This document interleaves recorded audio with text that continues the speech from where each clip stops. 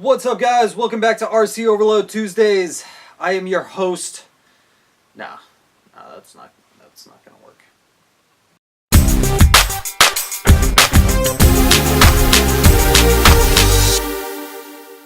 What's up, guys? Welcome back.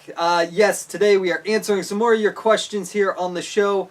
Before we get into it, I do want to say that I am taking a break from the RC Overload Tuesdays for, I'd say, the month of August.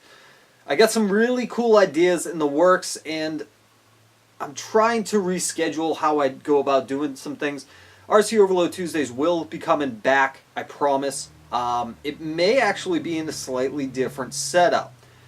A lot similar to this, but it might have a little bit of a different feel. I got some few ideas that's brewing right now, so we'll see how well that actually works when it comes time.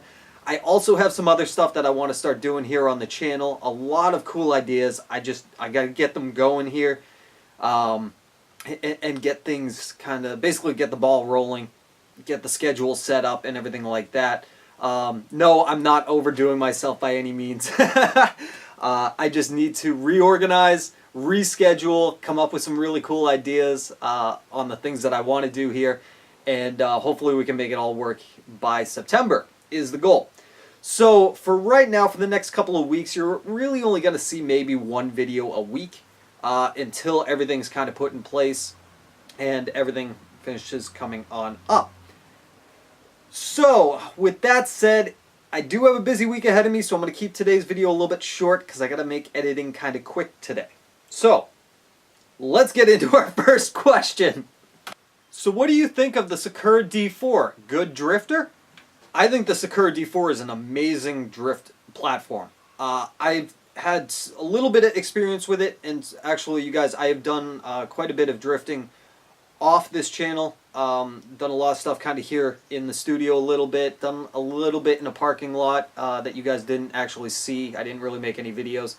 So I've had a little bit of practice with it. I'm not an expert. I'm not somebody that's been drifting for years and years and years. But I would definitely say if you're looking into getting into drifting, Sakura D4 is definitely something you should highly consider, especially the all-wheel drive. All-wheel drive versus rear-wheel drive. All-wheel drive is definitely going to be a lot easier to drift than rear-wheel drive, though some people might say a little bit different. Others will agree with me. All-wheel drive, in my opinion, is probably one of the easiest setups to drive. So if you're looking into getting into drifting, definitely go with the Sakura D4. Even if you're into drifting, I still think the Sakura D4 is going to be an amazing platform for you to drift on. I absolutely love that car. I really can't consider anything else right now that I would want to get as far as drifting. I love that car. And that's going to be coming up here again soon. I got to get some new wheels and a new body for it. Once that happens, we'll get some drifting videos in. I promise. Next question. I have a question for you to tackle next week. Why do you think Proline discontinued 2 out of 3 of their kits that they used to sell? All 3 are on my wish list, and I was thinking of starting with the short course kit. But alas, no longer sold. Sad face. So, I didn't have that answer right away for you. I did notice that Proline discontinued that stuff, and I myself was kind of curious as to why. So what I did is I actually emailed Proline Racing, and they had a very good reason for why they no longer are keeping those kits around. But there is some good news with it. But I will read you the email that they responded back to me with. Hi Matt, thank you for the email. We are very heartbroken and sad to see them go. Unfortunately, it was completely out of our control since our main vendor for some of our key materials went out of business. We make a majority of our products here in-house in SoCal. However, we do have to outsource some of the other materials that we don't have the capability to manufacture. When this happens, it's a big risk because stuff like this can happen. We are in the process of resourcing the items that we need to get things up and running again.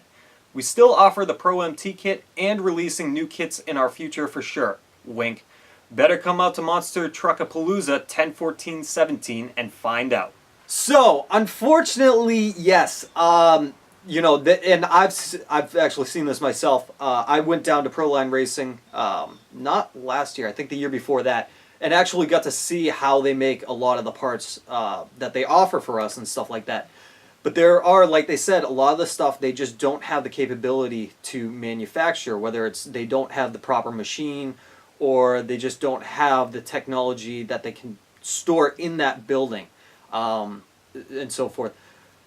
So they do have to outsource, like most other companies do, is they outsource to an outside vendor or whatnot that manufactures it, sends it to them, and then whatever, they put it on the vehicle or they ship it out to us. So unfortunately, yeah, like they said, stuff like that does happen, but it can also be a good thing because that means that they're going to probably better find another vendor that's going to be even better, that could probably offer even better products than what they had before. Maybe, maybe not. I'm not sure. I'm just kind of guessing on that. But I'm looking forward to seeing what they release here. By the sounds of it, in the next few months, we should be seeing some new kits available, or new trucks. I mean, hey, I kind of hope they come out with a 4x4 kit or even a 1/10 crawler. I think they would do awesome. That's just me. But yeah, if you guys are interested, like they said, there's going to be a surprise release by the sounds of it at Monster Truckapalooza, hosted by Big Squid. I'll put the link for that down in the description box. I guess there's going to be more information released here as it gets closer to that date. So, hopefully that answers your question for you, buddy. See what happens. I'm excited to see what they offer us. I always got cool stuff. Next question. What's that rig between the Yeti and the Merv? I like the body. That is partially the reason why I'm taking Tuesdays off for August. It is also another reason I got to work on an entire build series videos for you guys, put that all together and whatnot, and that's going to take a little bit of time. I actually just finished that project. That is actually the ECX Barrage. I did do a lot of stuff to it, but at the same time, I didn't do a lot of stuff to it. So I'm going to be working on that over the next couple of weeks. Hopefully by September you guys will see the release video of that. I got to take it out and run it. I literally just got the last part in for it last week. So that's all set, ready to go. I just got to zip tie the wires on the frame here and do some testing, and then I can start making those videos and start getting that out to you guys. So be on the lookout for that. That is the ECX Barrage, but that is all you're seeing of it right now. Last question. Do you think Axial will come out with an upgraded version of the SCX-10-2 or a Bomber or a Wraith? I don't know. You know, the one thing I've noticed over the few years is all these companies tend to surprise me, and a lot of other people with what they actually come out with. I really don't think they're going to come out with an upgraded SCX-10-2 platform or SCX-10-3 or whatever they're going to call it for quite some time, probably another couple of years. Because the SCX-10-2 platform just came out, and usually it's about a year or two before we start hearing about anything new coming out as far as platforms on that. As far as the Bomber and the Wraith, it's very possible that they are working on something right now. I'm not sure. I haven't spoke to Axial. It's almost impossible to get a hold of Axial sometimes. Yeah,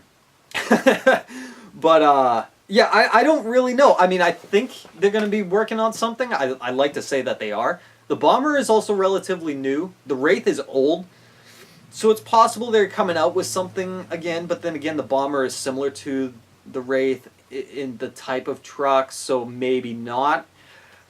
I think honestly it's going to be one or two things are going to happen. Either we're going to hear about a new truck being released this fall from them before Christmas, or we're going to hear something about next year of a new truck being released. Whether or not it's something totally different than they've done before, or it's a remake of an older version made better, I don't really know. I don't have the answer. I don't think anybody really knows for certain other than the people at Axial Racing. So, hopefully we'll hear something soon. It's actually, now that I'm thinking about it, it's been pretty quiet this summer. A lot of companies have been quiet, so I think we'll see some cool things here coming up in the fall. It's usually when we start seeing a lot of parts and accessories and new trucks and new things come out. It's a little bit before Christmas, so, for the hype of it anyways.